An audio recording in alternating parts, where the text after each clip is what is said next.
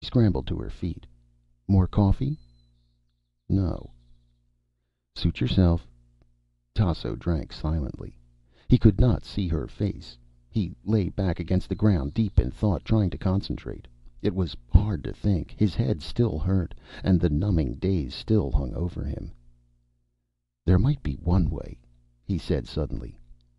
Oh? How soon is dawn? 2 hours. The sun will be coming up shortly. There's supposed to be a ship near here. I've never seen it, but I know it exists. What kind of a ship? Her voice was sharp. A rocket cruiser. Will it take us off? To the moon base? It's supposed to, in case of emergency. He rubbed his forehead. What's wrong? My head. It's hard to think. I can hardly concentrate. The bomb. Is the ship near here? Tasso slid over beside him, settling down on her haunches. How far is it? Where is it? I'm trying to think. Her fingers dug into his arm. Nearby? Her voice was like iron. Where would it be? Would they store it underground? Hidden underground? Yes, in a storage locker. How do we find it? Is it marked? Is there a code marker to identify it? Hendricks concentrated. No markings, no code symbol. What then? A sign. What sort of a sign? Hendricks did not answer. In the flickering light, his eyes were glazed, two sightless orbs. Tasso's fingers dug into his arm. What sort of a sign? What is it? I can't think. Let me rest. All right. She let go and stood up. Hendricks lay back against the ground, his eyes closed. Tasso walked away from him, her hands in her pockets. She kicked a rock out of her way and stood staring up at the sky. The night blackness was already beginning to fade into gray. Morning was coming. Tasso gripped her pistol and walked around the fire in a circle, back and forth. On the ground Major Hendricks lay, his eyes closed, unmoving. The grayness rose in the sky, higher and higher. The landscape became visible, fields of ash stretching out in all directions. Ash and ruins of buildings, a wall here and there, heaps of concrete, the naked trunk of a tree. The air was cold and sharp. Somewhere a long way off a bird made a few bleak sounds. Hendricks stirred. He opened his eyes. Is it dawn already? Yes. Hendricks sat up a little. You wanted to know something. You were asking me. Do you remember now? Yes. What is it? She tensed. What? She repeated sharply. A well. A ruined well. It's in a storage locker under a well. A well? Tasso relaxed. Then we'll find a well. She looked at her watch. We have about an hour, Major. Do you think we can find it in an hour? Give me a hand up, Hendricks said. Tasso put her pistol away and helped him to his feet.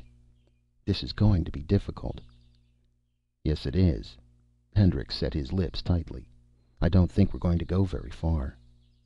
They began to walk. The early sun cast a little warmth down on them. The land was flat and barren, stretching out gray and lifeless as far as they could see. A few birds sailed silently far above them, circling slowly. See anything? Hendricks said. Any claws? No, not yet. They passed through some ruins. Upright concrete and bricks, a cement foundation. Rats scuttled away. Tasso jumped back warily. This used to be a town, Hendricks said. A village, provincial village. This was all grape country once, where we are now. They came onto a ruined street, weeds and cracks crisscrossing it. Over to the right, a stone chimney stuck up. Be careful, he warned her. A pit yawned, an open basement. Ragged ends of pipes jutted up, twisted and bent.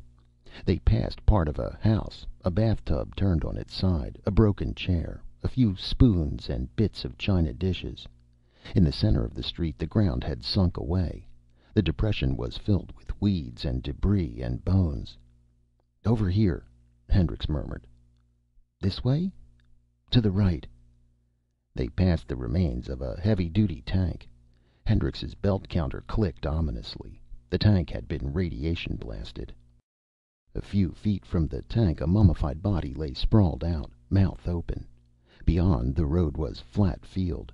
Stones and weeds and bits of broken glass. "There," Hendricks said. A stone well jutted up, sagging and broken. A few boards lay across it. Most of the well had sunk into rubble. Hendricks walked unsteadily toward it, Tasso beside him. "Are you certain about this?" Tasso said. "This doesn't look like anything." "I'm sure." Hendricks sat down at the edge of the well, his teeth locked. His breath came quickly. He wiped perspiration from his face. "This was arranged so the senior command officer could get away, if anything happened, if the bunker fell." "That was you?" "Yes." "Where's the ship? Is it here?" "We're standing on it." Hendricks ran his hands over the surface of the well stones. "The eye lock responds to me, not to anybody else. It's my ship, or it was supposed to be." There was a sharp click. Presently they heard a low grating sound from below them. "Step back," Hendricks said. He and Tasso moved away from the well. A section of ground slid back. A metal frame pushed slowly up through the ash, shoving bricks and weeds out of the way. The action ceased as the ship nosed into view. "There it is," Hendricks said. The ship was small. It rested quietly, suspended in its mesh frame like a blunt needle. A rain of ash sifted down into the dark cavity from which the ship had been raised. Hendricks made his way over to it. He mounted the mesh and unscrewed the hatch, pulling it back. Inside the ship, the control banks and the pressure seat were visible. Tasso came and stood beside him, gazing into the ship. "I'm not accustomed to rocket piloting," she said after a while. Hendricks glanced at her. "I'll do the piloting." "Will you?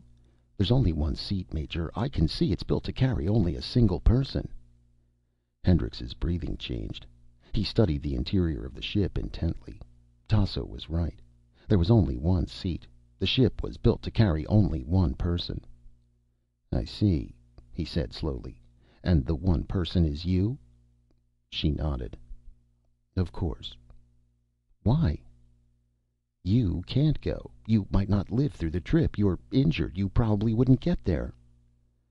"An interesting point. But you see, I know where the moon base is, and you don't. You might fly around for months and not find it. It's well hidden, without knowing what to look for." "I'll have to take my chances.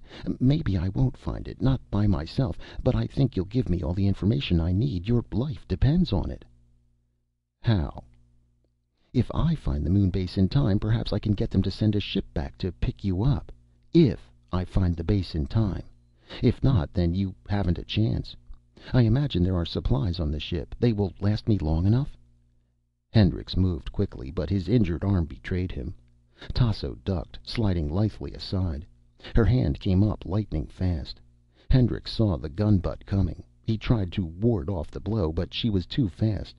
The metal butt struck against the side of his head, just above his ear. Numbing pain rushed through him, pain and rolling clouds of blackness. He sank down, sliding to the ground. Dimly, he was aware that Tasso was standing over him, kicking him with her toe. "Major, wake up!" He opened his eyes, groaning. "Listen to me." She bent down, the gun pointed at his face.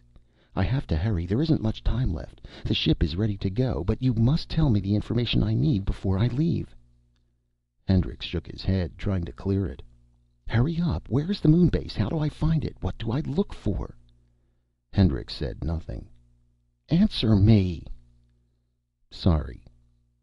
"Major, the ship is loaded with provisions. I can coast for weeks. I'll find the base eventually, and in half an hour you'll be dead. Your only chance of survival—" She broke off. Along the slope, by some crumbling ruins, something moved. Something in the ash. Tasso turned quickly, aiming. She fired. A puff of flame leaped. Something scuttled away, rolling across the ash. She fired again. The claw burst apart, wheels flying. "See?" Tasso said. "A scout. It won't be long." "You'll bring them back here to get me?" "Yes, as soon as possible." Hendricks looked up at her. He studied her intently. "You're telling the truth?" A strange expression had come over his face.